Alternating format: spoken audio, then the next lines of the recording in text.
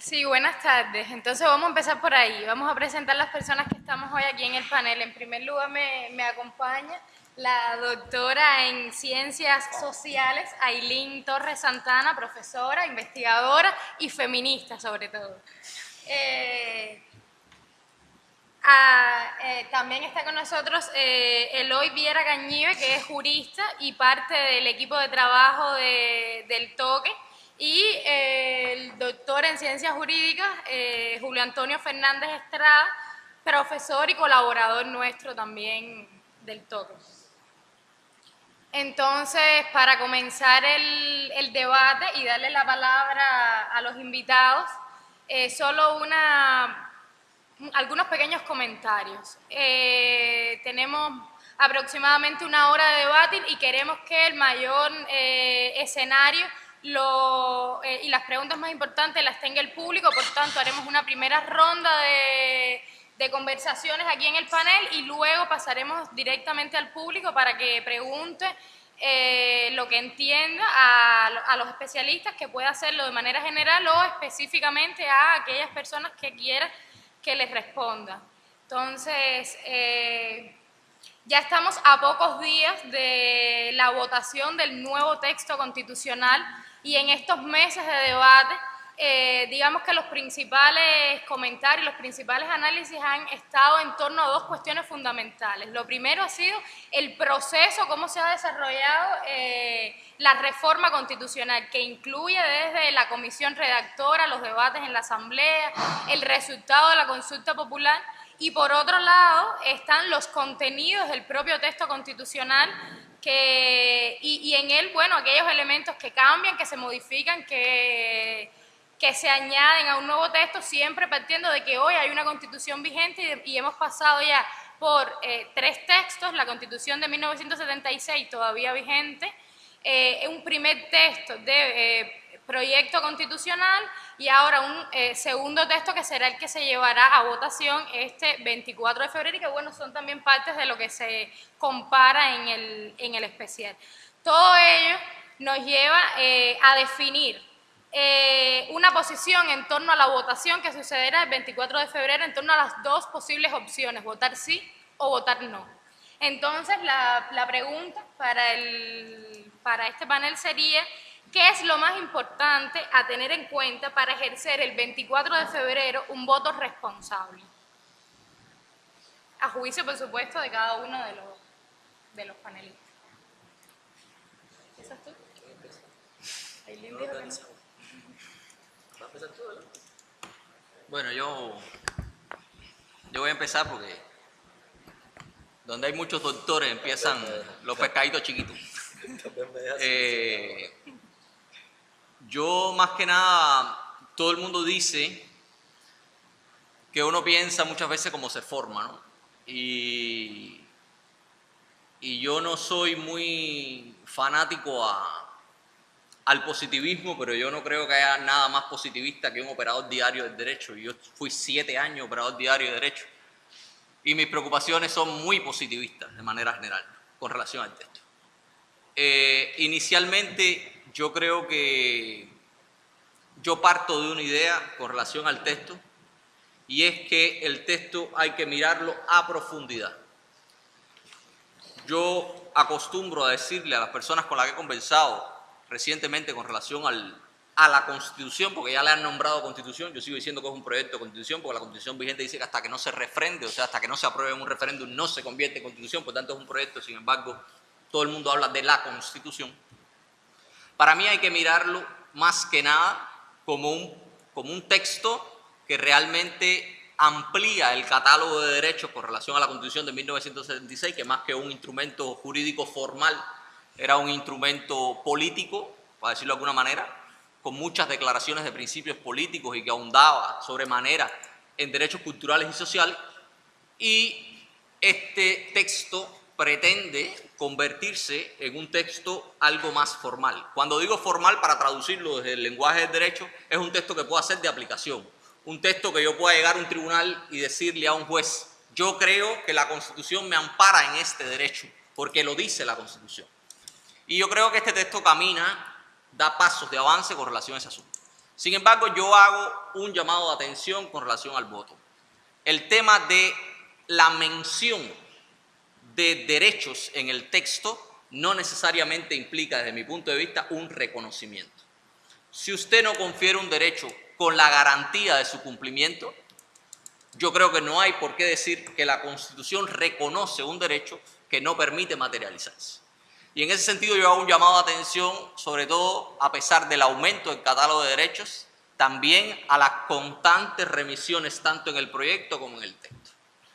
Cuando digo remisiones me refiero, para poner un ejemplo materializable y comprensible, al hecho de que la Constitución dice más de 80 ocasiones que la ley posterior regulará algo que la Constitución debió haber dejado por lo menos claro, llano y diáfanamente enunciado.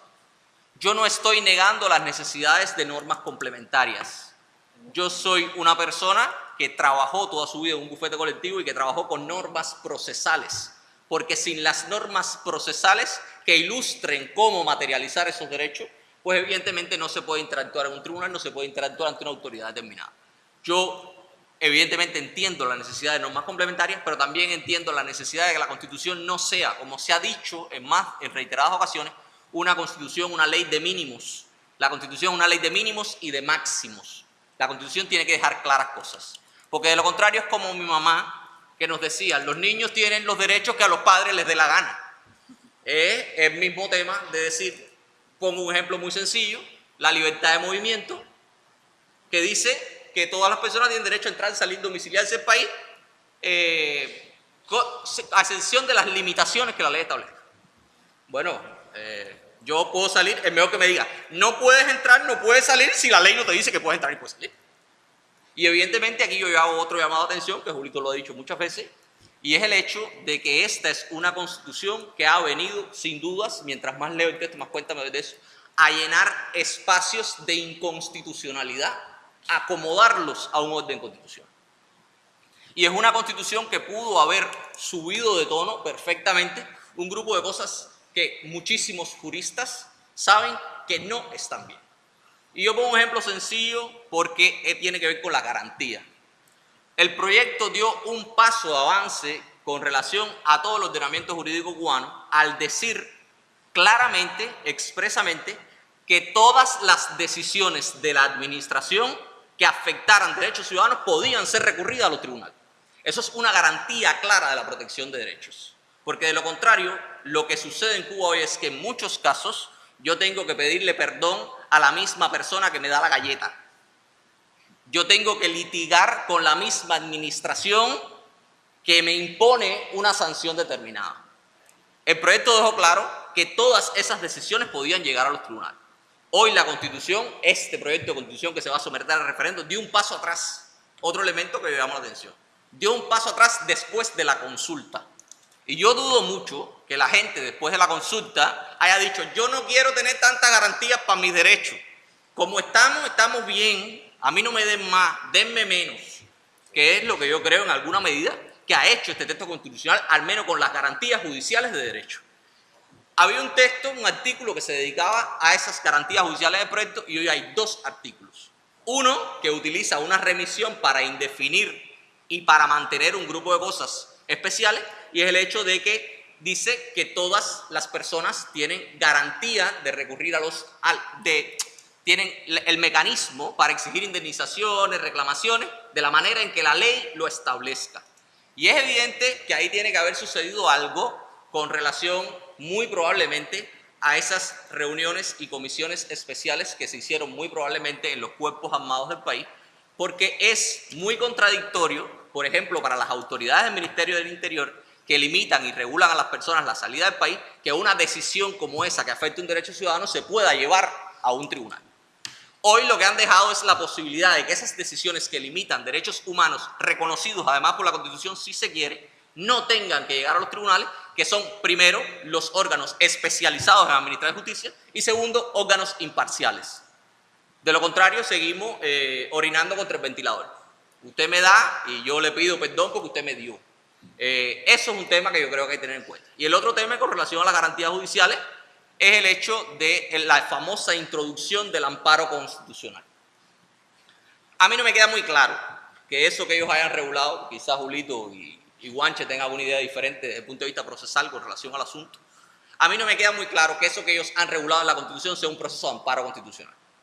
Por dos razones fundamentales. La primera, porque es un proceso que evidentemente no va a garantizar todos los derechos constitucionales. Lo dice la Constitución, eso es lo primero.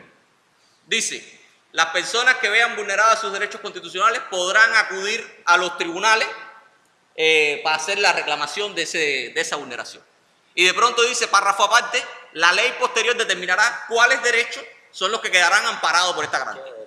Por tanto, de antemano, ya la Constitución me está diciendo que el hecho de que usted tenga todos estos derechos constitucionales no quiere decir que usted va a poder defenderlos todos en un tribunal. Mañana veremos, y como hay un problema importante también con relación al control popular en la formulación de la norma jurídica, o sea, la ciudadanía no tiene mucho control de cómo se generan las leyes y las normas en Cuba, yo no sé qué podrá suceder mañana. Yo sigo diciendo que lo que falta por delante, o sea, yo doy por hecho que la Constitución, el proyecto tal cual está, por muchas razones, una de ellas es que no se ha podido hacer una campaña contrapuesta a la del voto sí, será aprobada, pero yo creo que lo que queda a la ciudadanía activa por delante es un proceso muy grande de veeduría de la formulación de las normas por venir, porque en esas normas por venir es donde se va a materializar más control, más defensa o menos defensa de la ciudadanía. Y por ahí están mis preocupaciones más importantes con relación al texto, por supuesto, otras de índole más subjetivo, si se quiere, pero yo voy siempre a lo práctico, a lo que me permitirá reclamar, como la gente quiere, hacer de la Constitución, como digo yo, una Constitución de bolsillo, que la gente pueda ir con su Constitución y decir, esto me ampara la Constitución y yo tengo a dónde ir a materializar ese derecho. Y para mí habrá que informarse con relación a ese asunto para poder votar responsablemente el 24 de febrero. Porque el hecho de que la Constitución diga una cosa no necesariamente será una garantía suficiente para mí de materialización de ese asunto. Gracias, Elay.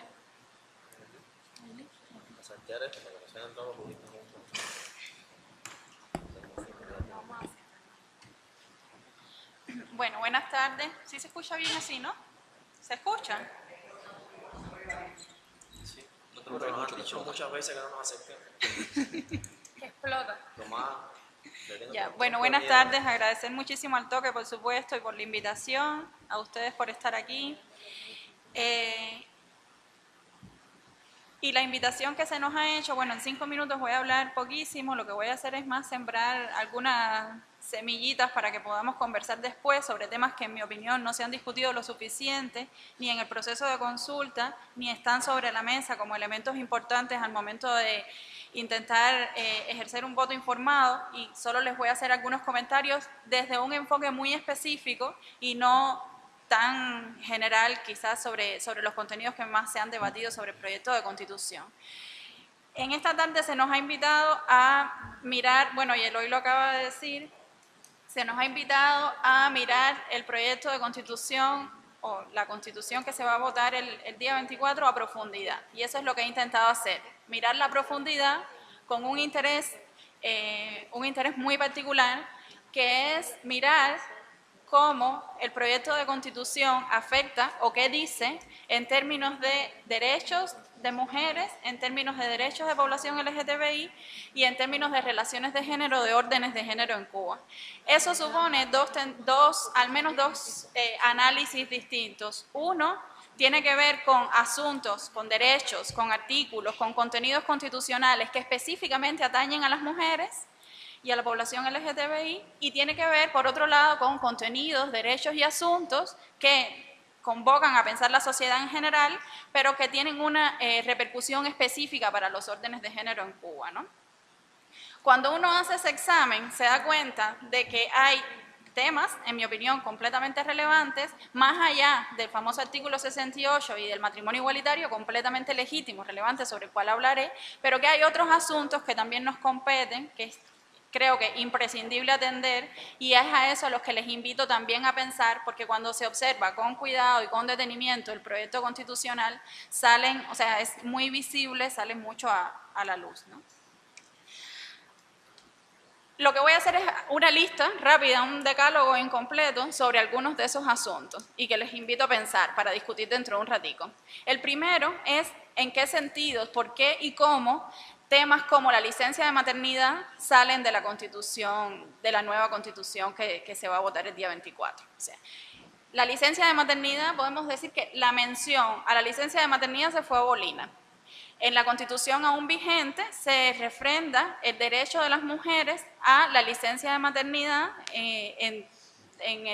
después del parto, ¿no? En la nueva Constitución ya no aparece ninguna mención a la licencia de maternidad. Eso no significa que se anule el derecho, eso no significa que la política se deshaga. Lo que significa es que tiene menos suelo político, tiene menos suelo jurídico porque pierde rango constitucional.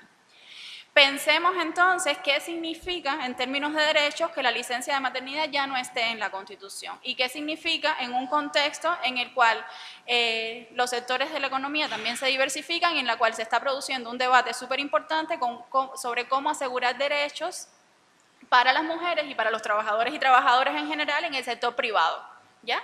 Por incumplimiento de las normas que aseguran derechos de maternidad, etc. Otro de los contenidos que ha sido bastante poco discutido en este debate durante la consulta y después tiene que ver con, igual, la desaparición en el proyecto que se va a votar el día 24, la desaparición de la mención al tema de los cuidados y los círculos infantiles. Los círculos infantiles también pierden rango constitucional. O sea, ya no hay ninguna mención a las políticas públicas de cuidado, no hay ninguna mención a los círculos infantiles y no hay ninguna mención, por tanto, a la garantía que debe ofrecer el Estado para asegurar la igualdad de oportunidad de hombres y mujeres, porque además la referencia a los círculos infantiles estaba en la Constitución aún vigente indexada a las madres, ¿no? Pero en todo caso, y más allá de ese sesgo de género importante, lo que es un hecho es que la socialización de los cuidados, la socialización pública de los cuidados, la construcción de políticas públicas para asegurar los cuidados en la primera infancia también desaparece del nuevo proyecto constitucional. Entonces, ya no hay, pierde rango constitucional la licencia de maternidad, pierde rango constitucional las políticas públicas de cuidado, específicamente referidas a los círculos infantiles. Otro de los contenidos que yo creo que también es muy importante, que se pierde que nunca se ganó, porque no está ni en la Constitución vigente, ni en el anteproyecto, ni en el proyecto que se va a votar, es una reflexión sobre el trabajo. Y esto es una cuestión que va más allá de los temas de género. O sea, ¿qué es el trabajo? ¿Qué es trabajo? En los tres documentos, la vigente, el anteproyecto y la que se vota el 24, el trabajo es trabajo asalariado. Y eso es una discusión que está en todos los planos de la política global desde hace bastante tiempo y que está también siendo impulsada desde los feminismos, pero también desde otros movimientos sociales, pensando en la necesidad de ampliar la noción de trabajo más allá de trabajo asalariado. Porque si solamente reconoces que el trabajo es trabajo asalariado, estás desconociendo un ejército de personas, principalmente mujeres, que realizan trabajo de forma no remunerada constantemente y son los que sostienen la fábrica social que son nuestras sociedades y especialmente Cuba. Hay un dato que es muy relevante que tiene que ver con que, por ejemplo, en el caso cubano, según un dato de finales del 2017, el 50% de las mujeres en edad laboral no forman parte de la población económicamente activa. Eso quiere decir que no contabilizan como ocupadas ni como desocupadas. Eso quiere decir que al menos el 50% de las mujeres en edad laboral en Cuba están realizando única y exclusivamente trabajos de reproducción de la vida, trabajos de cuidado, sosteniendo la pervivencia de las familias, buscando la comida, rastreando los huevos en otro municipio o el papel sanitario, consiguiendo en el mercado negro los alimentos, cuidando a los hijos. Eso es lo que están haciendo. Entonces, cuando el 50% de las mujeres en edad laboral no contabilizan dentro de la población económicamente activa, quiere decir que no trabajan. ¿Qué significa ampliar una noción de trabajo en el texto constitucional? No es solo simbólico, no es una cuestión de asegurar un tipo de discurso más inclusivo y ya. Ampliar la noción de trabajo significaría obligar a las instituciones estatales y a las políticas públicas a construir políticas públicas en ese sentido. Por ejemplo, en hacerse la pregunta sobre la necesidad de pensión para las personas, mayormente mujeres, que trabajan de forma no asalariada. Tendrían que hacerse preguntas sobre licencias de cuidado. O sea, hay un conjunto de preguntas políticas que se desprenderían de ampliar la noción de trabajo que no va a ser posible formular si continuamos reproduciendo una noción de trabajo sumamente estrecha, según la cual el trabajo es solamente trabajo asalariado. Hay dos asuntos que menciono juntos que creo que son importantes y probablemente son una de las buenas nuevas del proyecto constitucional. Uno, vital en mi opinión, es la elevación a rango constitucional de las violencias de género. O sea, reconocer las violencias de género como un asunto que atiende la Constitución es completamente relevante y pone al día la Constitución cubana, que se votará el día 24, pone al día con debates fundamentales que están teniendo lugar en todo el mundo, teniendo en cuenta además que ahora mismo el tema de las violencias de género es un asunto de Estado en toda América Latina. Entre las 3 prioridades de Estado que anunció Bolsonaro en su discurso de toma de posesión el 1 de enero, hay 3 temas del Estado brasileño. Uno de los 3 temas es la lucha contra lo que se llama, con todas las comillas posibles, ideología de género. O sea, estamos hablando de un asunto de completa importancia, que es un asunto de Estado que se está disputando con muchísima profundidad y con muchísima también intensidad, se está disputando de una manera muy, muy notable en toda América Latina y en todo el mundo. Bueno, la nueva Constitución cubana incluye el tema de las violencias de género como un asunto importante y, en mi opinión, perdió la posibilidad de reconocer los feminicidios como uno de sus contenidos también, porque eso no obliga al Código Penal a reconocerlos después, aunque ojalá que lo haga. O sea, se incluyen las violencias de género, no se incluyen los feminicidios, pero es un asunto importante. Y el otro relacionado con eso tiene que ver con derechos sexuales y reproductivos, que también es otra de las buenas nuevas de la Constitución que se votará el 24, que sí se reconoce el tema de los derechos sexuales y reproductivos como un asunto de contenido constitucional. Luego, hay otros 2 asuntos que también menciono juntos, sobre los cuales podríamos hablar después, que tienen que ver, uno, con los temas de la no mención en la Constitución sobre pobreza y desigualdad, y otro que tiene que ver con la mención y trabajo importante dentro de la Constitución sobre el tema de igualdad de oportunidades, pero la no referencia, por ejemplo, a la necesidad de políticas de acción afirmativa. O sea, mientras se trabaja como un contenido constitucional de mucha enjundia el tema de la igualdad de oportunidades y la necesidad de asegurar igualdad de oportunidades para hombres y mujeres, creo yo que eso es en cierto sentido insuficiente si no se considera que la igualdad de oportunidades no es suficiente, es necesaria, pero no suficiente para acortar las brechas de desigualdad en todos los registros que hay en la sociedad cubana y específicamente la brecha de desigualdades entre hombres y mujeres.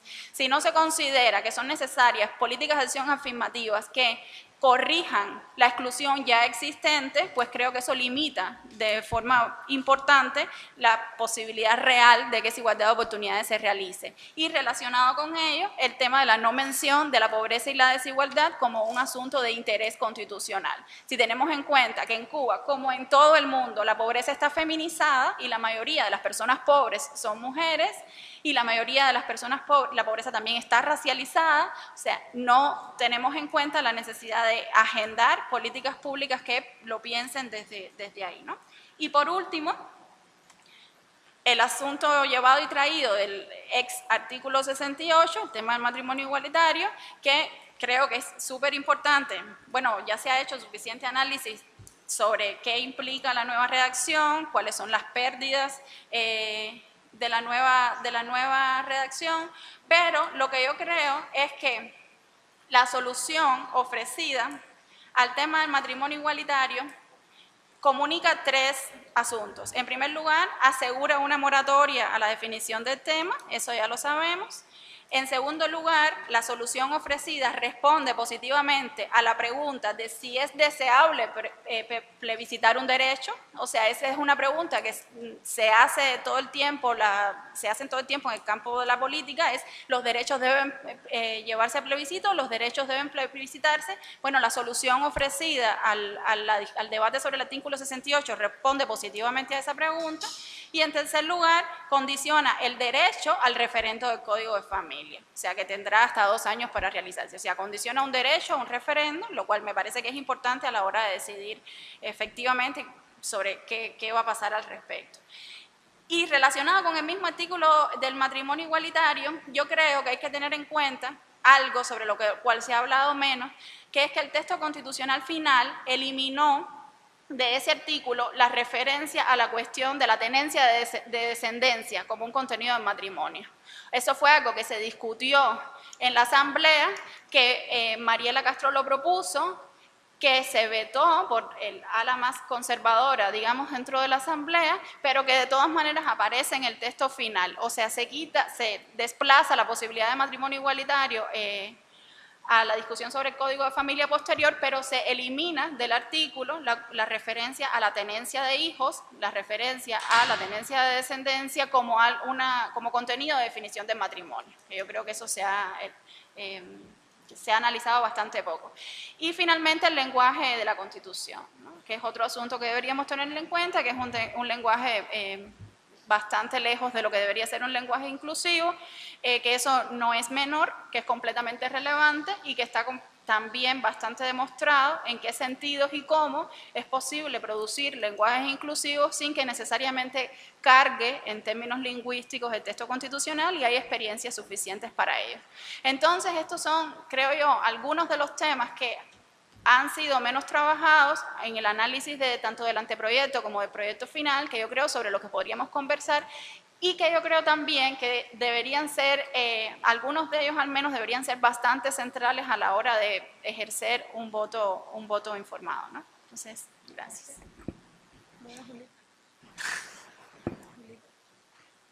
Ya, no voy a decir nada. Voy a moderar. Ahora, me tienen que decir cuál es la distancia buena. ¿Ya ahí está bien? Me han asustado con el micrófono. Sí. Bueno, vamos a hablar rápidamente de como nos han pedido Jessica, de cuestiones que pueden ser importantes para el 24. Para la decisión, para el momento, para la responsabilidad ante el voto por la Constitución. A mí me parece que allí, para ese día, evidentemente, lo perfecto debiera ser, tener una visión completa y lo más profunda posible del texto, y no solamente un asunto, que no fuera un artículo o una ausencia lo que hiciera que uno tomara una decisión, pero realmente es parte de la libertad de la ciudadanía votar por lo que quiere. No solamente se vota por el sí y el no, también puede abstenerse la persona, no votar, anular la boleta, no asistir. Es decir, hay un montón de posiciones frente al referéndum. Referéndum que se ha tratado poco, el análisis, se ha analizado poco o nada. El significado del no, solamente se ha hablado del sí. Me parece eso muy importante, es decir, cómo se va a llegar al 24. Al 24 se va a llegar con una campaña por el sí en un país donde la campaña electoral, que yo sepa, está prohibida por ley. En todos los lugares del mundo hay momentos en que se acaban las campañas, incluso en los países donde las campañas son legales. En Cuba va a haber campaña hasta un segundo antes de la elección, del momento de la elección, no, de la votación. Eso también me parece que éticamente no enseña ni educa políticamente a una ciudadanía que tiene poco entrenamiento, ahora desde el 76 para acá, ninguno. Nuestro último referéndum fue un referéndum constitutivo de la Constitución y del Estado actual. Por lo tanto, nadie después de eso ha participado en uno. Se habló en algún momento de que lo del 2002 había sido un referéndum falso. No ha habido ningún referéndum hasta ahora. Y el próximo que se anuncia es para el Código de Familia. También una cosa inaudita, ¿no? Con eso ya respondo desde mi posición de ciudadano a que yo creo que es inaudito lo del referéndum para los derechos de las minorías, ¿no? Pero me llama la atención que políticamente no se haya ni intencionado la posibilidad del no, porque eso democráticamente crea un ambiente de credibilidad política elemental, porque es muy extraño que la Asamblea Nacional, que ya dio por hecho que esta es Constitución y no proyecto, ellos aprobaron la Constitución, no un proyecto para nosotros, no haya habido en el voto nominal ni un no. Eso para mí liquida la posibilidad de que la asamblea sea una asamblea que representa a todos los sectores de la población, como se ha dicho hasta ahora, y menos todavía a la nación cubana, porque para eso tendría que haber, aunque sea un voto negativo. Hubo votos que no se entendieron, hubo gente que dijo y, ñi, y, así, pero esos todos eran sí. Eso fue lo más diferente al sí que yo escuché ese día. Yo lo vi uno por uno y hubo gente que no dijeron sí claramente, tal vez fue que se pusieron nerviosos en ese momento. Pero lo que sí le puedo decir es que allí debía haber habido incluso teatralizado algún no, con la peor intención posible, porque me parece ridículo que no haya nadie. De 580 y tantos, que fueron los que fueron ese día, hubo muchos ausentes, más de 20, que dijeran que todo sí, me parece extraño. Eso me parece extraño. Si fue auténtico y fue legítimo y fue real, me parece mal igual. Porque no es representativa de la diversidad de la población cubana, porque todos los que voten no el 24 estarán sin representantes en el órgano legislativo. Por lo tanto, no es representativo de la población cubana la Asamblea Nacional. Ellos lo demostraron ahí, no tengo yo que dar ninguna prueba más. Me parece que al no darle contenido político, al no, se crea también una ridiculez. Porque primero el voto del 24 es secreto, todos los votos tienen el mismo valor, toda la misma importancia. Todo el que vote sí lo va a hacer con todo su derecho, todo el que vote no lo va a hacer con todo su derecho. Las razones para votar son infinitas. Hay gente que vota por una cuestión, otra por otra, y puede ser lo que le da la gana a cada cual. A mí me llama la atención que no se haya dicho en ningún caso que no está en juego la nación cubana, ni la independencia, ni la soberanía, ni el país. Ustedes han reflexionado si los que votan sí votan por el país, por Cuba, como se dice, ¿no? Sí por Cuba es el voto que es el 24. Entonces los que voten no, ¿por qué país están votando? Por Chipre, ¿por qué país? El no también es por Cuba. Los que voten no el 24 están votando por Cuba. Por una Cuba que, entre otras cosas, es el voto de la continuidad. El voto del no, del 24, es el voto de la continuidad porque legalmente se queda la Constitución del 76. Todos los años que se quieran más. Por lo tanto, se queda la Constitución con la reforma del 92 y del 2002. No cambia nada del estatus político del Estado cubano. Todo se queda como está ahora mismo y no se pone en juego nada de la soberanía nacional, ni de la independencia, ni de nada. Se pierden cosas, se ganan cosas, en dependencia de lo que cada cual considere, pero no es un asunto de independencia y de soberanía. Y eso es algo importante que la gente lo sepa. Se está votando una constitución con toda la importancia que tiene, pero no se está votando por la soberanía y por la independencia porque no hay ningún artículo que diga ahí que Cuba será anexada o que Cuba pertenecerá a otro, ni nada que tenga que ver con eso está en la votación. En la Constitución no hay un concepto de nación, no hay un concepto de patria, no hay concepto de casi nada. Ni de traición a la patria. No, entonces yo no entiendo realmente que eso sea lo que se está poniendo en una balanza cuando realmente no lo encuentras dentro del texto que se vota. Pero eso no es nuevo de ahora. Cuando usted votaba, desde el 98 para acá, usted votaba por los delegados municipales y era por la patria, la independencia, la soberanía. El voto unido del 98 fue por la patria, la independencia, la soberanía. Incluso por Fidel se votaba, aunque Fidel no estuviera en la boleta. Por lo tanto, nosotros hemos tenido votos así, boletas amplísimas, donde ha cabido la patria, la nación y todo hace mucho rato. Todo el mundo ha cabido ahí. Por lo tanto, eso tampoco es nuevo, pero sigue siendo llamativo que en el 2019 se esté convocando de esa manera, ¿no? A mí me preocupa mucho, me parece importante llegar al 24 con una idea de qué democracia estamos proponiendo en la Constitución. Yo no creo que haya allí una propuesta de democracia nueva. Me parece un gran salto de calidad que haya tantos derechos nuevos, porque me parece una modalidad de reconocimiento o de mención de derechos fallida cuando se ponen a depender de tantas cuestiones futuras, como dice Eloy. En algunos casos hay para mí un retroceso. Yo creo que el retroceso más grande que tiene, además de lo de la desaparición de la mención del matrimonio igualitario, a mí me parece que el retroceso más grande es el que es de la interpretación de los derechos humanos según los instrumentos internacionales de derechos humanos. Eso era una enorme victoria y me parece una eliminación no solo absurda, sino una eliminación ilegítima, porque no ha habido nadie del pueblo de Cuba que haya pedido que se quite eso. Como no hubo nadie del pueblo de Cuba que pidiera que por los gobernadores provinciales votaran los delegados municipales. Eso sí es una trampa. Eso sí es una trampa, no como se dijo en la asamblea, que no se le podía hacer trampa al pueblo dejando el código de familia solamente para decisión de la asamblea, sino que debía llevarse a referéndum para que el pueblo decidiera. Si es así, yo estaría de acuerdo si todas las leyes a partir de ahora se llevan a referéndum. Todas, empezando por la ley electoral nueva. Pero no tiene ningún sentido que el pueblo no diga algo en la consulta y que los constituyentes lo incluyan, porque ahí procesalmente no existía la posibilidad de renovación de una segunda oportunidad. Ellos solamente iban a analizar las propuestas, no a pensar de nuevo lo que se les había olvidado. Esto no era revalorización. Era sencillamente tomar en cuenta el resultado de la consulta. Y menos para eliminar una interpretación de derechos humanos según instrumentos internacionales, que eso me parece a mí horripilante.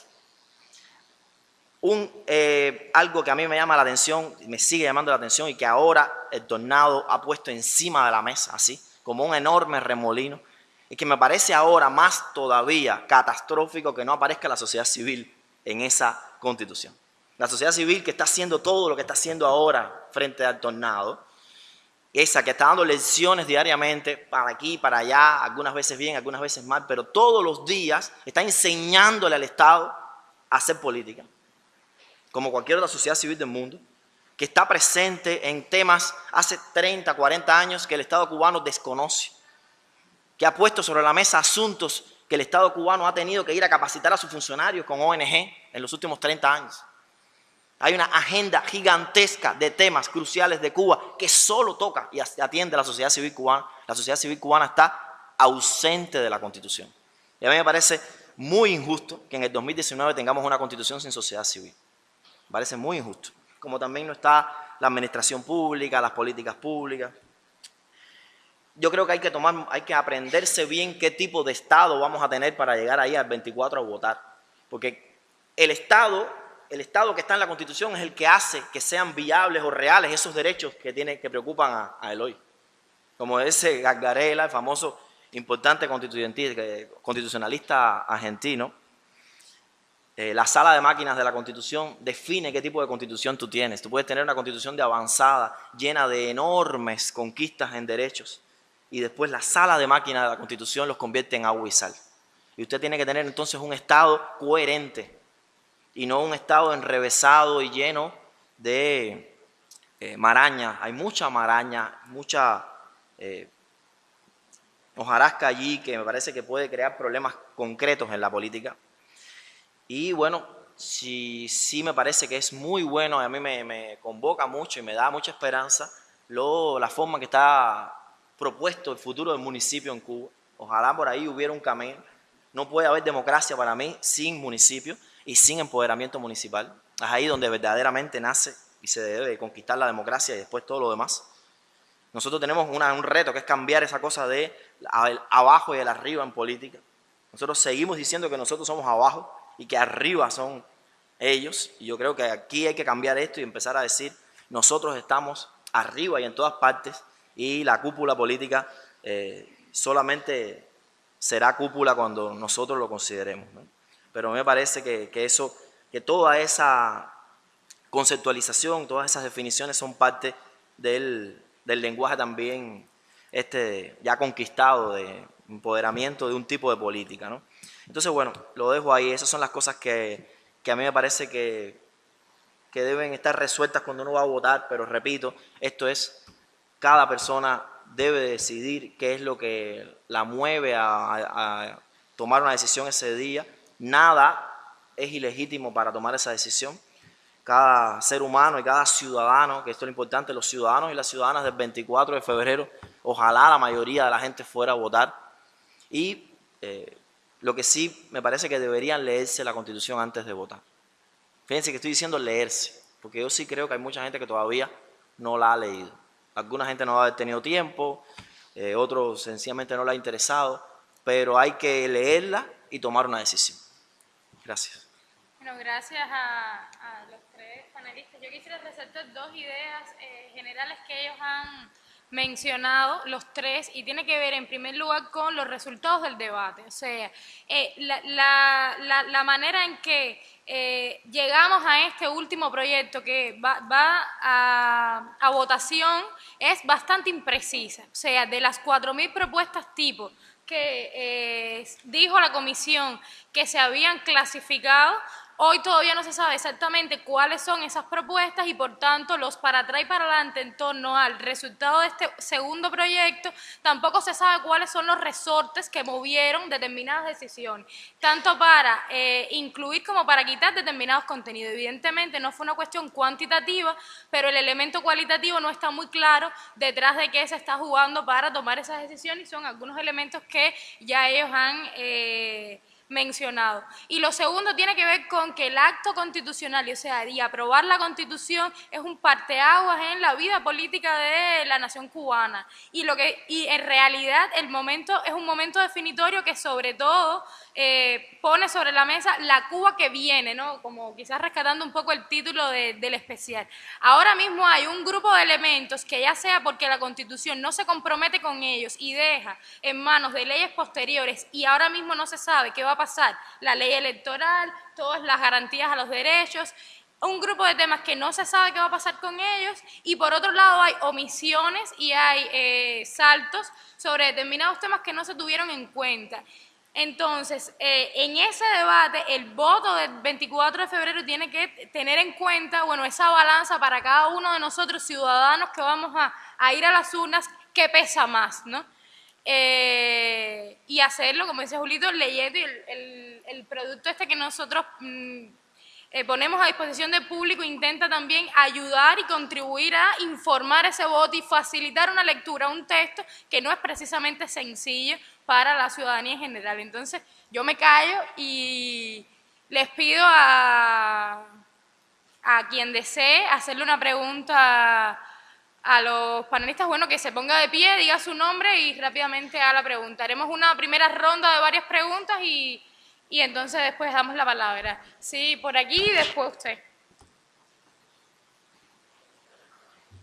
Sí, por favor, vengan al micrófono para que pueda quedar grabado y registrado el audio. Sí, primero dos preguntas técnicas.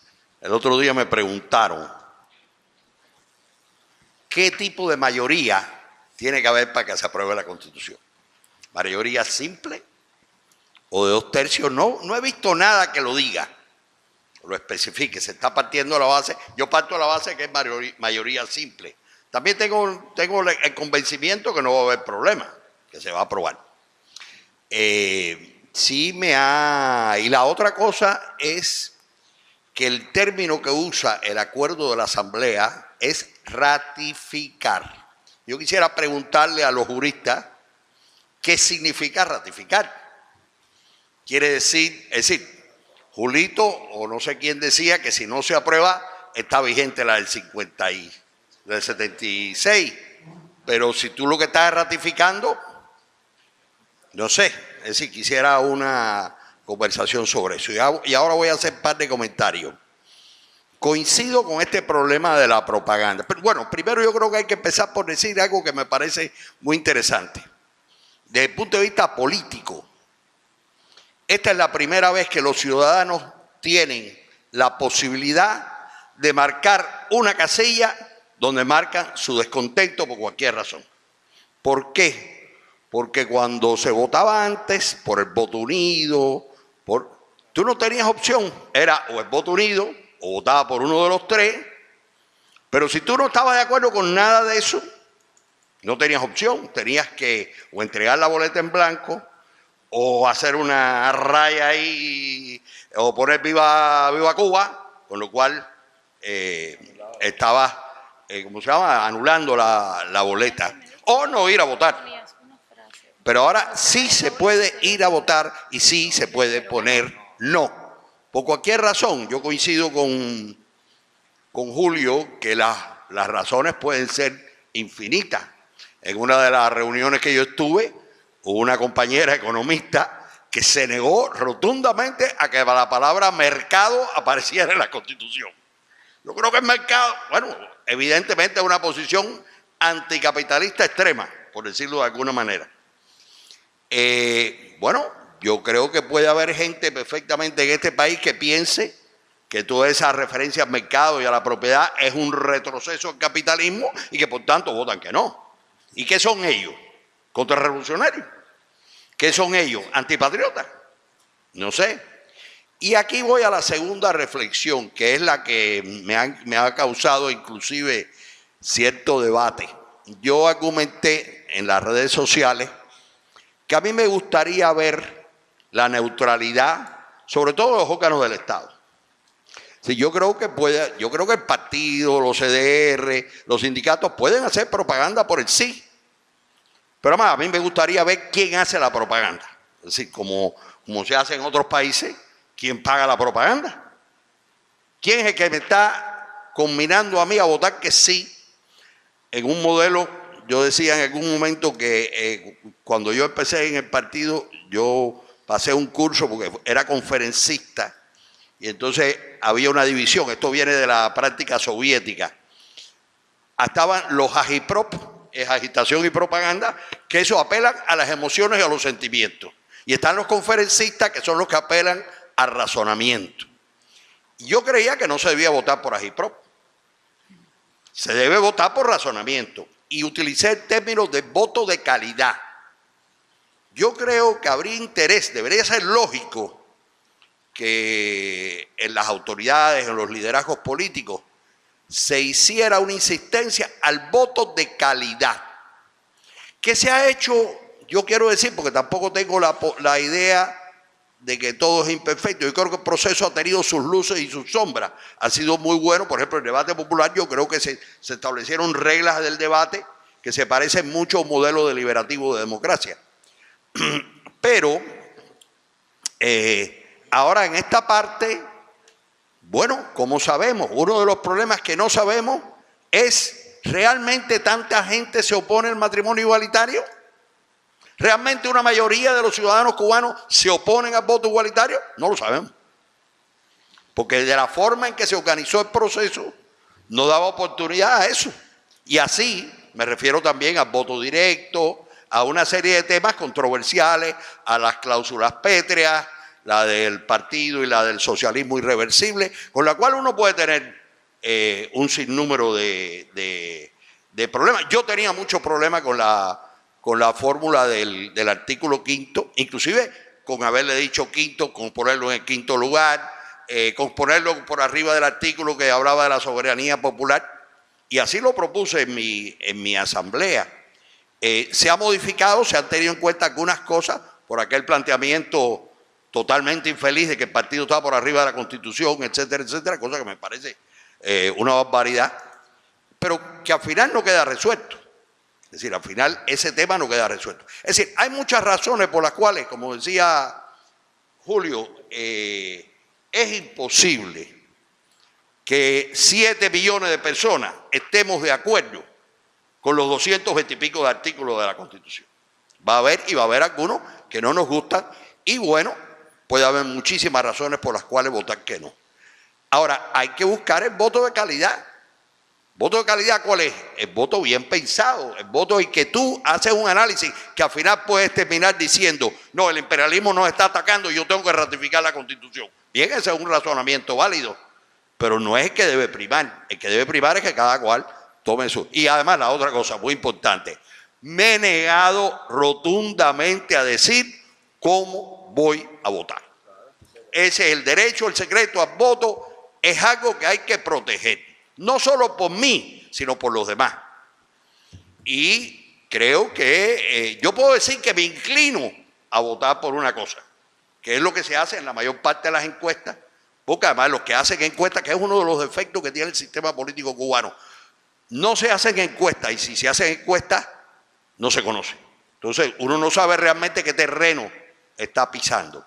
Y entonces, esos son algunos de los comentarios que yo quisiera compartir respecto a este tema tan interesante que ustedes han traído. Gracias. Gracias.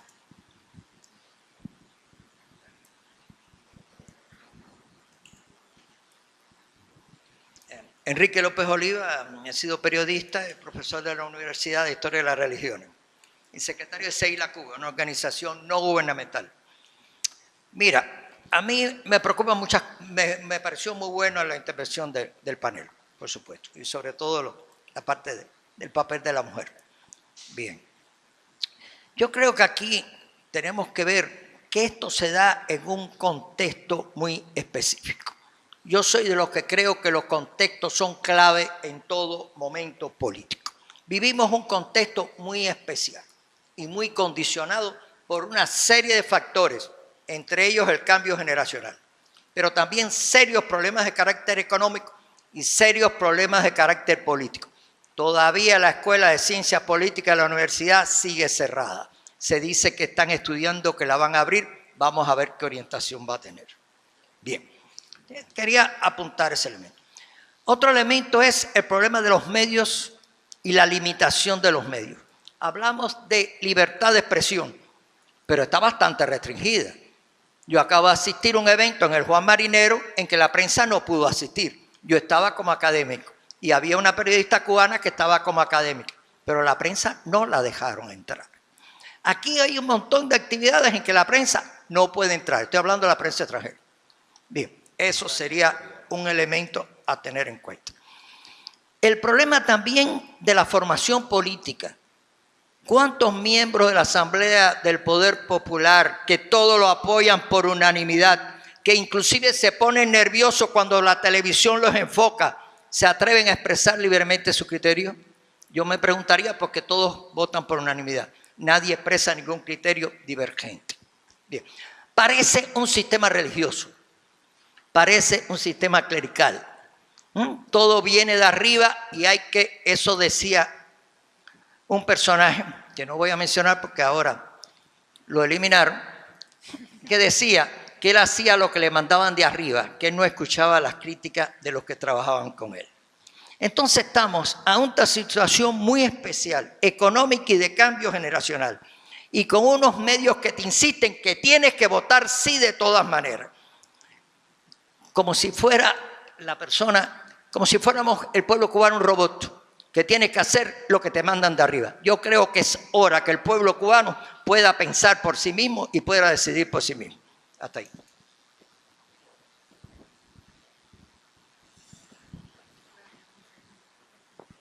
Bueno, mi nombre es Norma Rivero y vengo como ciudadana cubana, vengo como jurista y bueno, participo, Carlos lo sabe, como segunda citera, regularmente. El tema del debate que nos tiene ocupados en estos días es sin duda muy complejo. Es decir, tenemos quizás muchas razones para votar como sí y tenemos también muchas razones para votar como no. Quizás la carencia de una discusión previa de muchos aspectos que son esenciales, previa a la conformación de la Constitución y al proceso que estamos viviendo, hubiera arrojado más luz sobre tantos temas y tantas diferencias que tenemos, sobre temas que son esenciales definitivamente. Yo por lo menos, y algunos son testigos, tengo una bronca muy fuerte con el tema del artículo 5. Tengo una bronca muy fuerte con el artículo 5, a pesar de que conozco personas muy valiosas que lo defienden a capa y espada porque consideran la teoría de la plaza sitiada como algo válido y consideran que en una situación de plaza sitiada tener un partido único con el rol de fuerza dirigente superior del Estado y de la sociedad es una garantía a la consecución de los fines de la nación. Pero tengo mi bronca porque considero que el Partido Comunista de Cuba es, a pesar de que tiene declarado en la Constitución una vocación de vanguardia, es el partido de las personas que tienen la ideología comunista o que por lo menos aspiran a tenerla. Es decir, sabemos que el comunismo es algo que no sabemos qué cosa es, el socialismo ya sabemos también que tampoco sabemos qué cosa es.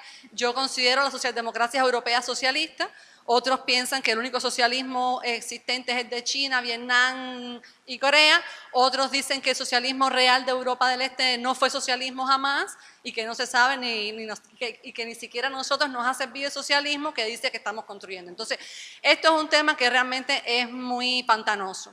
Y definitivamente el artículo 5 pone una organización política única que no tiene un acceso democrático, que limita y tiene un reglamento y unos estatutos muy particulares y pone esa organización política que es única en un estatus de superioridad, y sí la tiene la superioridad en relación con el Estado y con relación a la sociedad.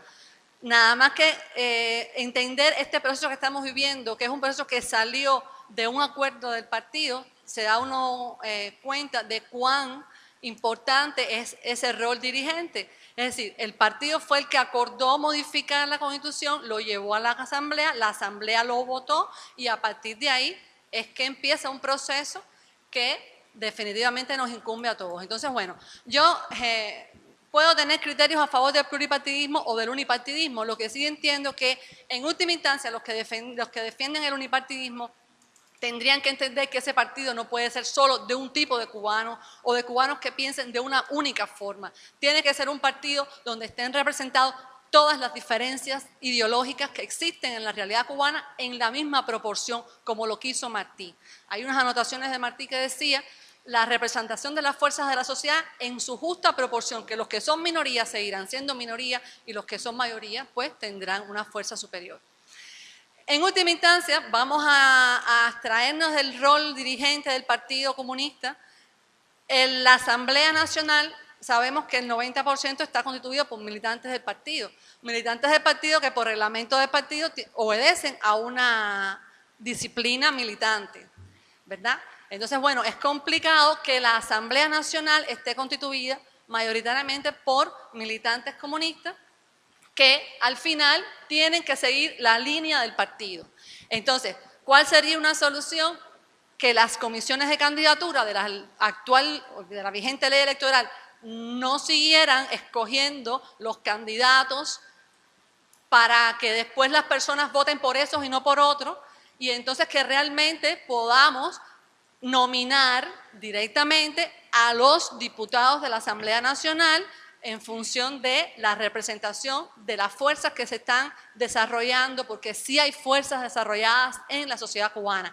Los medios de difusión no expresan la diversidad de opiniones que existen en la realidad, pero el hecho de que no lo veamos en la televisión no significa que no existan. Y estos recientes sucesos del huracán han puesto en evidencia que la sociedad cubana tiene una fuerza pujante que está dispuesta a asumir los retos de sociedad que tiene y a colaborar también con la institucionalidad, porque nadie está negando el rol de la institucionalidad. Sencillamente que cada quien tiene que tener su espacio de realización y tiene sus obligaciones y tiene sus derechos. Apartándome del artículo 5, pienso que el proyecto de Constitución es un punto de partida para seguir luchando por cosas que queremos, a las que aspiramos.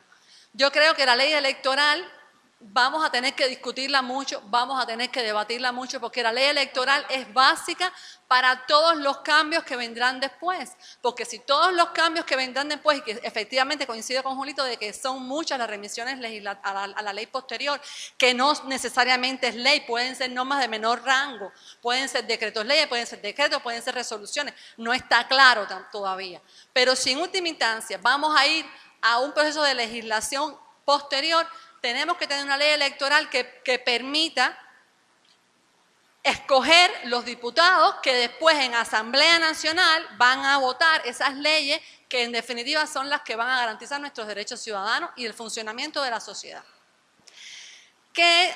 Otra cosa me llama mucho la atención de la ley, y eso en sentido positivo, es en relación con la exposición de los derechos, específicamente los derechos de expresión, de prensa, de asociación.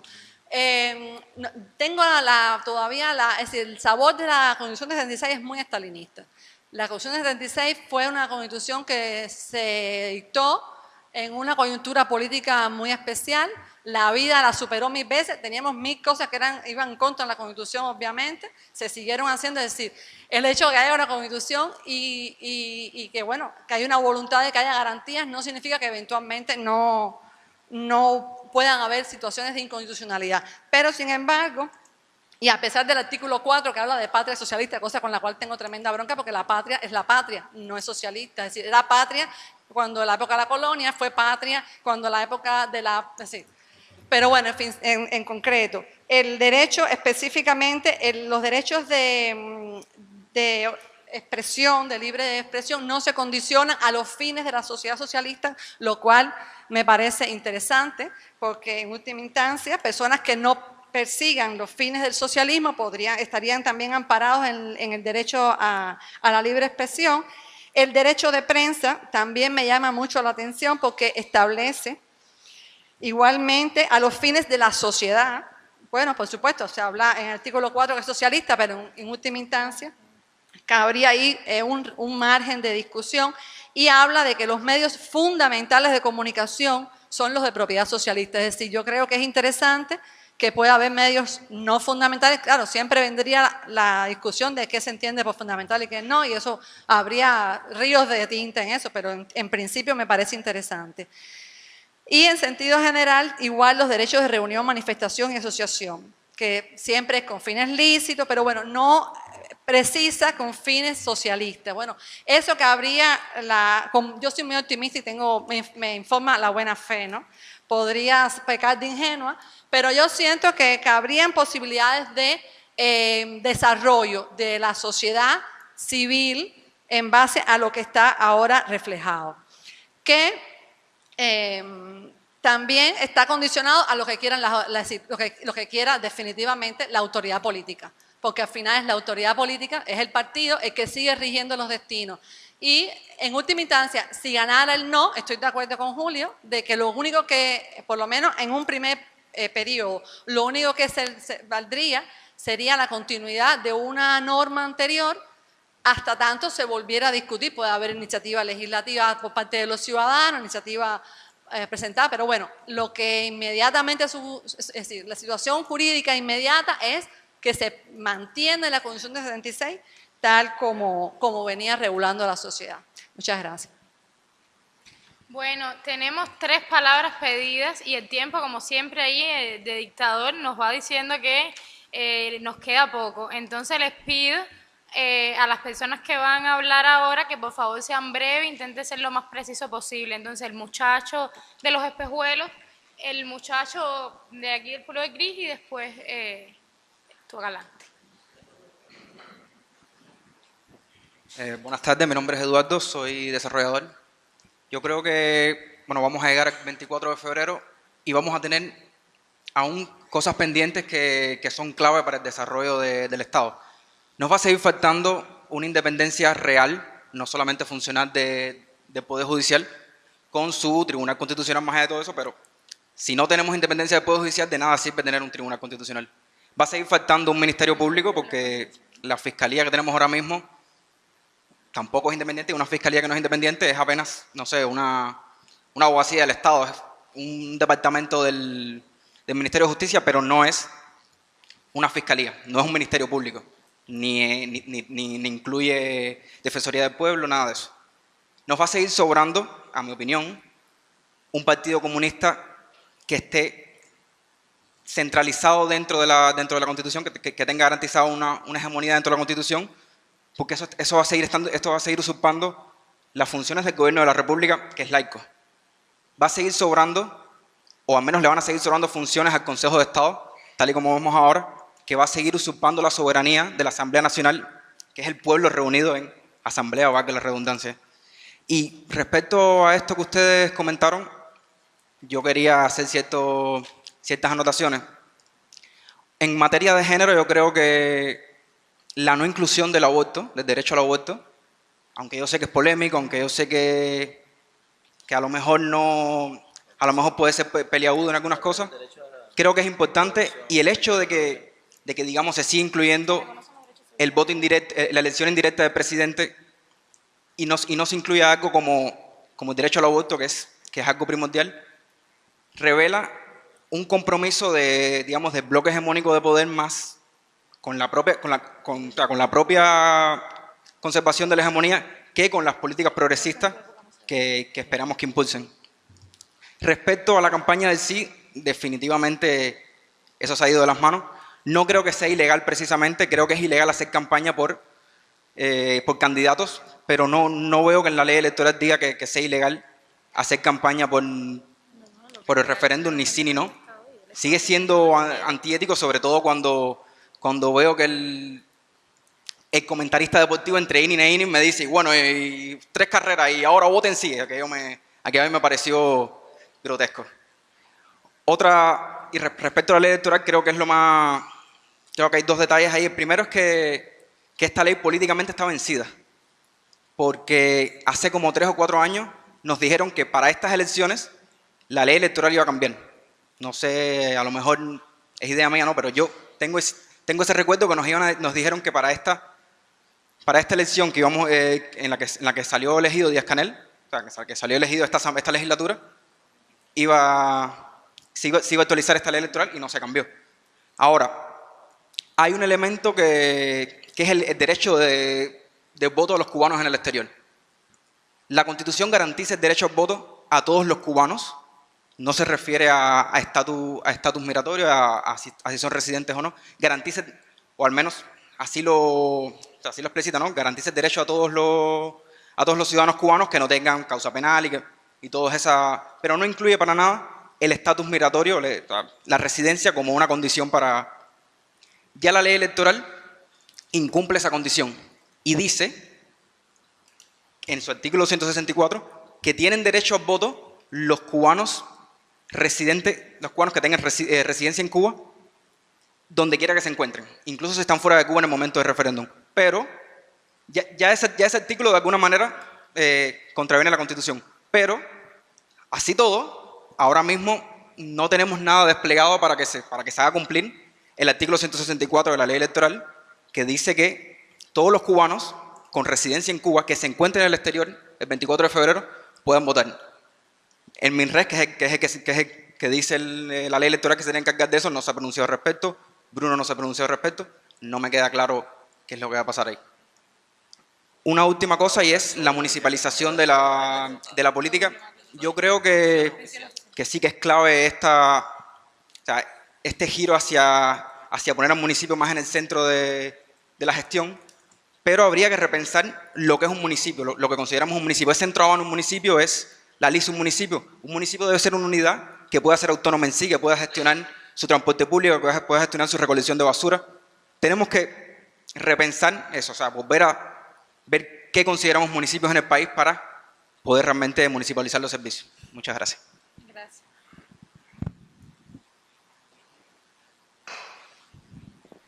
Bueno, mi nombre es Yasmani Janero González, soy cuentapropista. Una de las cosas que me preocupa, bueno, realmente despertó esa duda y es seré breve, ¿no? Pregunta. Lo que dijo Julito sobre el tema de que el voto no sería el voto a la continuidad. Ahí es donde al momento yo digo, espera, estamos librando una batalla, toda una campaña por un sí o por un no, cada quien a su conciencia, y al final el resultado sería el mismo o el mismo. Entonces es ahí donde me preocupa una cosa. Terminamos ahora, resultado X, ¿qué viene después? Realmente, ¿qué tenemos que hacer nosotros como cubanos conscientes de que tenemos que realmente cambiar las cosas? O sea, lograr ahora la mayoría del voto no va a cambiar nada. Lograr ahora la mayoría del voto sí, las va a cambiar a su modo. Realmente, o sea, de hecho, va a... en un video que vi de Julito que me gustó mucho, cuando él dijo que realmente, o sea, vamos a eliminar las inconstitucionalidades cuando realmente eliminamos ese artículo. Eliminamos el artículo, posteriormente será legislado y entonces así será. Entonces, eso me preocupa mucho. Vamos a hacer énfasis en eso. ¿Qué viene después? Y quisiera, bueno, que esa pregunta me la respondieran, por favor. Muchas gracias. Coge el micrófono, por favor. Después viene el 25. Mi nombre es Taylor Torres y soy comunicador social. La pregunta mía viene por el orden de lo mismo que acaba de preguntar el muchacho anterior. En las redes sociales se han tenido varios debates con respecto a esto de aprobar la Constitución o ratificar la Constitución, como le quieran llamar. Pero personas que yo considero inteligentes o personas que aparecen en el noticiero nacional de televisión o que tienen poder y presencia en los medios de comunicación masivo en Cuba, los que llegan a casi todo el mundo, defienden la idea esta de que en realidad si no se aprueba este proyecto de Constitución que vamos a votar por él el día 24 de febrero, no hay otro camino. Es la del 76 la que se queda y punto.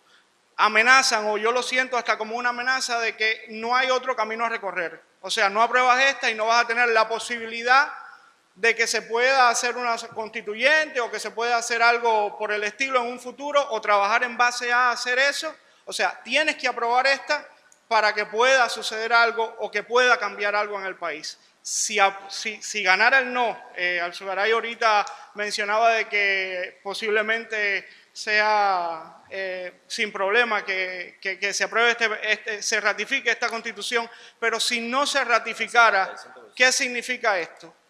Esa es mi pregunta. Bueno, entonces ya pasamos de nuevo al lado de acá. Se han puesto varios temas interesantes sobre el contenido de la Constitución, pero preguntas tenemos pocas. De momento, la cuestión técnica con respecto a la mayoría y lo que significa el término ratificar, y esta última que se pone ahora con respecto a qué pasará después, si se aprueba sí o si se aprueba no. Entonces, Lo último que acaba de preguntar es que sí, a bueno. partir de lo anterior, ¿Y qué supone eso de ahora en adelante? Entonces yo le doy la palabra a los panelistas para que hagan una última ronda de comentarios, opiniones y en la medida de lo posible respondan estas preguntas. Yo voy a hacer 3 comentarios brevísimos. Uno muy puntual sobre el tema del aborto, que es algo que he dicho públicamente, que he escrito sobre eso. Que en el proyecto de Constitución que se va a votar se incluyen los derechos sexuales y reproductivos como contenido constitucional, pero no se dice cuáles son los derechos sexuales y reproductivos. Uno de esos efectivamente es el derecho a la interrupción voluntaria de los embarazos, pero no se menciona explícitamente, y eso ciertamente corre el peligro de no asegurar que la práctica de interrupción voluntaria de los embarazos tenga el sustento legal que merece, ¿no? Hasta el momento el aborto en Cuba no es legal. Está institucionalizado, pero no es legal. Eso quiere decir que no está sentado en ley y se regula por guías metodológicas del Ministerio de Salud Pública. Otorgarle rango constitucional a los derechos sexuales y reproductivos en general y al derecho al aborto en específico, yo creo que sería sumamente importante. Sin embargo, no se especifican cuáles son esos derechos sexuales y reproductivos. Y yo he abogado, y obviamente estoy de acuerdo, con que se debía haber definido al interior de la Constitución, no solamente o sea, no solo en abstracto, sino pensando la coyuntura, como se nos invitó a pensar también desde el público, en una coyuntura donde hay una cada vez más expandida presencia de denominaciones religiosas con contenidos fundamentalistas importantes que eventualmente podrían disputar el derecho a la interrupción voluntaria del embarazo, que estuviera sentado en la Constitución, yo creo que sería súper importante. Pero, además, 2 comentarios muy generales sobre lo que se ha dicho. Yo creo, bueno, se ha hablado aquí de la necesidad de pluralizar la política, ¿no? Se ha hablado de la necesidad de considerar el pluralismo político como un contenido legítimo de la política cubana. Y obviamente me parece que es importante que podamos disputar ese derecho y esa necesidad, y también al mismo tiempo recordar que no solamente es importante reconocer la pluralidad de voces políticas, sino de demandar que esas voces políticas puedan operar legítimamente en el espacio público. No solo reconocer, sino que efectivamente puedan operar en el espacio público. Y lo que ha pasado con el artículo 68 es una muestra acotada, precaria, pero una muestra de cómo eso podría ser, y incluso si no se reconoce. O sea, lo que ha pasado con el artículo 68 yo creo que es un mirador político muy importante para quienes pensamos Cuba y hacemos Cuba, para observar de qué manera desde abajo y de qué manera a veces imprevista se pueden articular voces que disputen contenidos en el espacio público. Más allá del contenido específico del artículo 68, yo creo que como proceso político es una de las enseñanzas, es una de las rutas que nos mostró el debate en torno a ese tema. Y por último, sobre qué va a pasar, bueno, no sé, pero lo que sí creo es que este proceso nos convoca a pensar en 2 registros. Uno tiene que ver con qué va a pasar efectivamente el 24 y que no solamente si va a ratificarse o no la Constitución, sino en qué proporción, qué nos van a decir los números en relación a cómo eso se ha comportado en la historia política cubana. Entonces, una cosa es lo que va a pasar el 24 y otra cosa es lo que va a pasar después del 24, pase lo que pase el 24. Y si se aprueba, se ratifica la Constitución, lo que va a pasar después del 24 es que van a haber 2 años donde se va a reformular parte muy importante de toda la trama legal cubana. Lo que pasa en esos 2 años, creo yo, va a ser lo que va a indicar el verdadero pulso político de la sociedad civil cubana. El proceso de consulta sobre el texto constitucional fue, aunque tuvo amplia participación popular, fue coordinado desde arriba. Yo creo que la pregunta importante es si la sociedad civil cubana va a poder coordinar desde abajo lo que va a pasar después del 24. Y lo que va a pasar después del 24 es que efectivamente es ahí donde vamos a tener que disputar, repensar, consensuar y debatir en torno a las garantías de los derechos y a la forma en que eso efectivamente tenga. Entonces, la misma sociedad civil que ha estado trabajando por una semana, colaborando y tejiendo redes en función del tornado, habría que ver si tenemos la lucidez política para gestionar también un proceso que no termine el 24, sino que empiece el 24, sea lo que sea que pase el 24. Bueno, yo voy a hacer un paneo bien breve así porque sé que hay pocas preguntas, pero hay temas que yo creo que pudiéramos matizar de alguna manera. Lo primero, ¿qué tipo de mayoría para aprobar la Constitución? Para mí, como jurista y positivista al fin, es una mayoría simple. Si la ley no ha hecho una distinción de 3/4, otro cuarto, es mayoría simple porque es el término general que se utiliza en la ley electoral. Segundo, aprobarse. Hay un tema ahí de interpretación también de la ley electoral, porque la ley electoral modificada en el año 92 o nueva en el año 92 después de la reforma, yo tengo que hacer una acotación. Las leyes electorales son consideradas normas de rango constitucional. Vamos a pensarnos eso, vamos a pensar que cuando leemos una ley electoral estamos hablando de la norma más importante que complementa la Constitución, porque es la norma en que se materializa la participación ciudadana en el poder político. Eso no tiene otra explicación.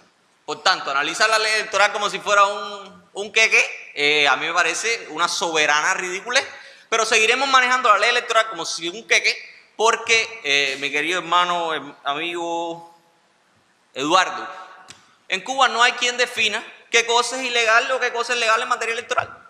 En Cuba hasta hoy tenemos comisiones temporales electorales que son designadas para los procesos electorales.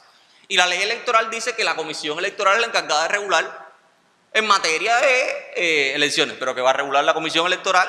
Primero, ¿cómo llego yo a preguntarle a la comisión electoral? ¿Cómo insto yo a la comisión electoral para que regule con relación a un vacío normativo? ¿Dónde están los canales hasta hoy que tengo yo como ciudadano para instar eso? Esos son inexistentes, hermano mío. Y por tanto, será inexistente como también es inexistente cualquier capacidad que tengo yo como ciudadano de articularme para exigir y pedir un grupo de cosas como esa. Tú decías que no se sabe cómo se va a aplicar el artículo 168 de la ley electoral. Sí se sabe, ya se dijo. En la mesa redonda se dejó claro. Van a votar los cubanos que estén en misiones oficiales en el exterior. Eso está listo. Ahí no hay más nada que discutir. El resto de los cubanos tienen que venir para acá y vamos a poner colegio electoral en los aeropuertos. Para si no tienen mucho tiempo y tienen nada más un fin de semana, usted llega el viernes por la tarde, se va al aeropuerto, bota y se monta el avión para atrás. El mismo, bota y vira. Te va a bota y vira. Eso es lo que se dijo. ¿Quién lo dijo? Ay, vaya usted a pensar qué tipo de autoridad tiene una persona que es la encargada de la comisión especial del Ministerio de Relaciones Exteriores, que fue el que definió eso y que lo dijo. Pero además, tan tranquila como si se fuera a apelar, la presidenta de la Comisión Nacional Electoral dijo que el problema es que había que garantizarle a esas personas en misiones oficiales porque tenían responsabilidades y tenían compromisos con nuestras contrapartes en el extranjero y no podían venir a Cuba a votar. Bueno, y el resto de los inmortales cubanos que estamos al lado de allá, que también tienen obligaciones, que tienen que buscar pan y para sus hijos y tienen que trabajar, esos no cuentan. Evidentemente, mi hermano, mientras no hay un mecanismo, mientras que no hay un mecanismo para acceder primero al espacio público a discutir eso, porque yo todos los días se me pone yo dejé de ver la mesa redonda del noticiero porque yo sentí que me iba a dar un infarto. Porque hay un montón de cosas que tú dices, bueno, pero es un espacio que yo necesito para contrarrestarlo. Yo de vez en cuando hago mis catarsis en los espacios que puedo. Lo que realmente ese espacio que ellos utilizan también es mío. Y yo no lo puedo utilizar. Eso por ahí, yo lo dejo muy claro. Ratificar. Para mí en derecho está muy claro. Ratificar es estar conteste o no con una propuesta que usted le está ofreciendo. Pero además se ha intentado manejar desde el debate. Si usted está de acuerdo con muchos artículos y con otros no, usted tiene que hacer una compensación ahí, porque te puede votar sí, porque si usted compensa y son más los que sí, pero menos los que no, usted vota sí. No, señor mío, ratificar es lo que usted me está ofreciendo, porque además de antemano hay puntos en los que usted no me ha dado la posibilidad ni de discutir. Y vuelvo a hacer un acápite aquí particular. Ratificación en esta Constitución está utilizado, profe, y yo creo que aquí hay un particular que debiéramos analizar, porque es una de esas trampitas que nos hemos puesto ahí. Cambiamos los principios de la democracia socialista en esta Constitución. Uno de los principios básicos de la democracia socialista era que todos los órganos de Estado en Cuba eran colegiados. Eso se acabó, papá. Ya se murió. Tenemos un presidente que es capaz de decretar presidencialmente, pero no eso. Tenemos un presidente que refrenda, que ratifica las leyes de la Asamblea Nacional. Tenemos un presidente de la Asamblea Nacional que firma las leyes. Y tenemos un presidente que refrenda las leyes. Si eso no es un derecho a veto, no sé qué cosa. A mí que los constitucionalistas, por Dios, me den una aclaración. Yo no soy constitucionalista realmente, pero a mí que me refresquen, porque refrendar, ratificar, a mí esto me empieza a crear conclusiones. Pero te digo más, voy más allá, mi hermano, tú hablabas de la independencia judicial. Volvimos a que los tribunales no son colegiados. No hay necesidad de que nuestros tribunales sean colegiados, mi hermano. Viramos para los tribunales unipersonales, porque nosotros estamos por encima de eso. O sea, de pronto, el mismo sistema socialista que usted dijo que era inamovible, con una cláusula de intangibilidad que usted mismo se recenó, porque la cláusula de intangibilidad que se incorporó en el año 2002, búsquenla ahora, decía, sistema económico, político y social. Ahora el socialismo nuestro, que ya no sabemos si es del siglo XXI, es del XXII, es del XXIII, ya no tenemos idea. Esa es la cláusula de intangibilidad. Ellos mismos han cogido esa cláusula que para ellos era intocable y la han cercenado. Es un socialismo, el socialismo que ampara esta Constitución, que no tiene nada que ver el modelo de Estado con el mismo que amparaba allá y que aquella cláusula decía que nosotros no queríamos que se cambiara. Yo voy sin entender un grupo de cosas que a mí me parecen que son detallitos que debieran llamarnos la atención, Y no me hablen más de la Asamblea Nacional del Poder Popular. No tenemos Asamblea Nacional del Poder Popular. Tenemos 605 personas que son convocadas 2 veces al año a almorzar aquí en el Palacio de las Convenciones. A mí, que me diga otra cosa, y les pongo un ejemplo de esta Constitución. Esta Constitución dice por vez primera que las sesiones de la Asamblea Nacional del Poder Popular son públicas. Eso lo dice la Constitución. Las sesiones de la Asamblea Nacional del Poder Popular son públicas. Publicidad, transparencia en los debates. Y la pregunta mía es, ¿y las del Consejo de Estado que sesionan el resto del año, dónde quedaron? El representante del órgano supremo, ¿dónde quedó? Ah, no, sí, público. Felicidades. Yo los invito, como hago yo. Yo llevo 4 sesiones ordinarias seguidas echándome los 3 días de debate. Yo llego a la oficina, insurto, como dice mi abuela. Pero, y la publicidad. Yo los convoco, vayan, ahí está la Guanche, si quiere lo puede explicar mucho mejor que yo, Julito lo puede explicar mucho mejor que yo. Ahí están los parlamentos europeos que tienen un 4º piso para la ciudadanía. Para que la ciudadanía vaya y se pare allí. No puedo hablar, no puedo decir nada, pero estoy viendo qué es lo que está pasando ahí. Aquí transmiten las sesiones de la Asamblea miércoles, jueves y viernes, de 8 de la mañana a 5 de la tarde. Lo vio una cantidad de gente que no les puedo explicar. Y además te da por fragmento para que no te empache. Yo realmente, mientras ese tipo de cosas no las discutamos y no las tengamos en cuenta, pues ahí tenemos un problema. Yo voy a hablar de algo que a mí me parece importante. Decían que era un planteamiento infeliz con relación al partido. A mí me parece más que infeliz, a mí me parece antiético, ilegal, ilegítimo, sobre todo porque la persona que hizo ese planteamiento es el jefe del organismo que controla la constitucionalidad de las leyes en este país. Y ese es el mismo sistema de control de la constitucionalidad que esta Constitución refrenda. Y no duden ustedes, porque aquí las explosiones son volatilizadas, que esa persona mañana vuelva a ser el jefe de ese departamento de la Asamblea Nacional del Pueblo. Y un tipo con esa visión de constitucionalidad y de derecho es el que va a controlar la constitucionalidad del país. Ahí vamos, yo solo lo traslado para ahí. El control de la constitucionalidad, nos guste o no, tiene que estar en manos de los tribunales, que son los organismos especializados en la administración de justicia y en interpretar la ley. Las leyes interpretativas son excepcionales. La interpretación de la ley es una labor de los tribunales. Y por supuesto, yo ahí lo dejo de mano. Lo otro que les voy a decir, para mí está clarísimo el tema de que no es lo mismo pluralidad política que pluripartidismo. Yo hago un llamado de atención en este particular. Yo creo que Cuba está necesitada, al menos inicialmente, de pluralidad política, la cual no le está dando esta Constitución. A diferencia de lo que algunos creen, que si la libertad de expresión de esta manera, la libertad de expresión no está condicionada en este texto constitucional, no la condicionan a los fines de la sociedad socialista. Sin embargo, condiciona esta Constitución los mecanismos de magnificar esa expresión, de llegar a más personas. Esta Constitución refrenda la actitud de que usted en su casa puede decir lo que quiera. Las calles siguen siendo de alguien que no se sabe de quién, pero que todo el mundo entiende. Y por tanto, usted tiene libertad de expresión, libertad de conciencia, pero no tiene el mecanismo para magnificar esa expresión, porque los medios siguen estando condicionados, primero, una política de comunicación y segundo, una ley que esperemos que en esta ocasión se pronuncie. Ojo, tampoco tenemos herramientas para evitar la inconstitucionalidad por omisión. Hoy seguimos esperando un reglamento del Consejo de Estado, hoy seguimos esperando una ley de prensa, hoy seguimos esperando una ley de relación entre la Iglesia y el Estado, hoy seguimos esperando un grupo de cosas que no aparecen, en 40 años no ha aparecido, y espero que en alguna medida la capacidad de articulación de esta de la que hablaba Ailín pues influya en que eso vaya surgiendo de la manera más adecuada. Y por último, yo voy a hablar de una cosa que a mí me llama la atención desde el punto de vista ético. Y como yo quiero pluralidad política, también quiero pluralidad de criterios.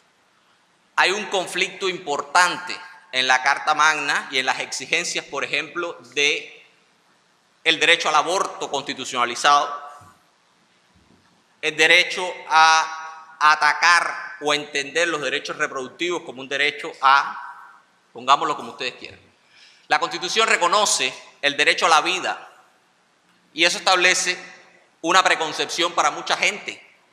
Después está la discusión de si la vida comienza con la concepción, de si la vida comienza al nacimiento. Eso es una discusión ética y es una discusión religiosa, axiológica, como ustedes quieran ponerle. Pero lo cierto es que jurídicamente esta Constitución reconoce el derecho a la vida y no proscribe tampoco la pena de muerte. Hay una contradicción jurídica importante ahí, sobre todo a partir de las manifestaciones políticas que se han hecho de que la pena de muerte se continuará utilizando en Cuba, mientras tanto sigamos estando en circunstancias excepcionales como las de ser una plaza sitiada. En ese sentido, yo creo que habrá también mucha gente con sus posiciones con relación a una u otra concepción de la vida que pueda apoyarse en ese reconocimiento constitucional del derecho a la vida. Pueda o no. Eso es en dependencia de las posiciones de cada cual. Pero ahí yo hago un llamamiento porque eso puede ser una contradicción jurídica importante y un tema a debatir éticamente. Por último,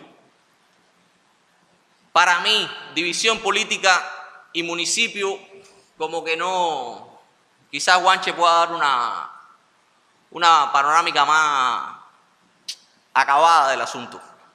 Pero yo no creo que necesariamente debamos constreñir el municipio a una unidad estructural como la que tú estás preconcebiendo, que Centro Habana no sea un municipio. Yo le pongo a la gente, París tiene 12 distritos y todos tienen representantes independientes, algunos tienen tasas impositivas independientes en los 12 distritos que hay dentro de París.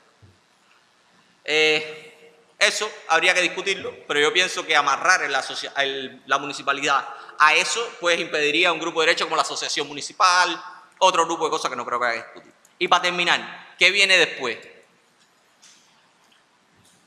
Para mí está claro. Para mí lo que viene después es una lucha ardua de quien quiera participar. Hay una cosa que no se puede perder de vista y que en Cuba todavía funciona hoy, y son los automatismos. Hay mucha gente que no quiere participar.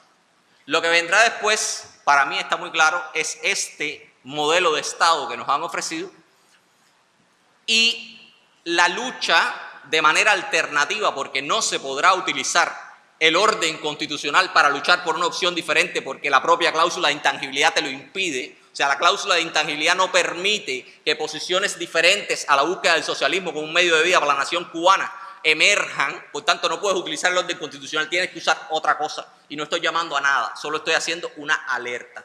Porque la gente me dice, ¿qué influye que esté la cláusula de intangibilidad? Si mañana puede venir otra cosa, hacemos una nueva constitución, la acabamos. Lo que pasa es que la nueva constitución que venga no podrá ser utilizando el orden constitucional. Y cuando hablo de orden constitucional, hablo de los mecanismos que tiene esta misma constitución para reformar, para cambiar, para hacer lo que haya que hacer. ¿Ok? Dejo claro eso. Por tanto, ¿qué significa que no se apruebe? Yo no tengo mucho que decir. El que no se apruebe, lo único que podría indicar, y yo con esto termino, es que es Luis XIV quien estaba en la Comisión Nacional Electoral y dijo, después de mí, el diluvio.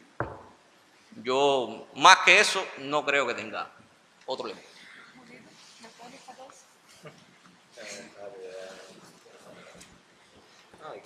A ver, bueno, ya las preguntas ya se respondieron. Yo rápidamente digo, yo creo que el 24 nosotros no vamos a hacer una ratificación. El 24 se va a decidir si esa constitución se pone en vigor o no. Va a ser el pueblo el que lo va a hacer. Usted puede usar el lenguaje poético que se ha usado de la ratificación de nosotros, pero para mí eso es literatura. Yo, incluso, aunque la ley fuera extraña o fuera ambigua en este caso, nosotros, el soberano, tomamos la decisión en esta asamblea aquí de que nosotros no vamos a ratificar nada ese día. Vamos a aprobar la Constitución. La Constitución no existe todavía. No existe. Porque me parece que ya hay momentos, por lo mismo que decía, hay momentos en que hace falta ser positivista, como dice Eloy, y hay momentos en que hace falta ser justnaturalista. Yo soy la mayor parte del tiempo justnaturalista. Casi espiritista jurídico. Porque ya es algo que necesito para poder vivir. Entonces, la pregunta que hizo Carlos también sobre... sí, bueno, ya eso también lo dijo Eloy. A mí me parece que la mayoría es también simple. Como dice Eloy, lo que sucede es que el reglamento de la Asamblea Nacional no existe ninguna regulación explícita. Otro ejemplo de que hemos vivido en un ambiente de bastante ambigüedad jurídica, por la falta de la necesidad de tener este tipo de instrumentos, ¿no? Entonces, ¿cuál es la otra pregunta? Ya la otra pregunta era qué va a pasar, ¿no? Ya, directamente. Bueno, si hay un escenario que todo el mundo cree que es el que va a suceder, yo también lo creo, que va a haber una victoria del sí bastante grande y amplia, que va a crear este panorama que ya acaban de decir Ailín y Eloy, de lucha por la política venidera. Realmente, como dice Ailín, ahí viene la cosa dentro de los 2 años posteriores.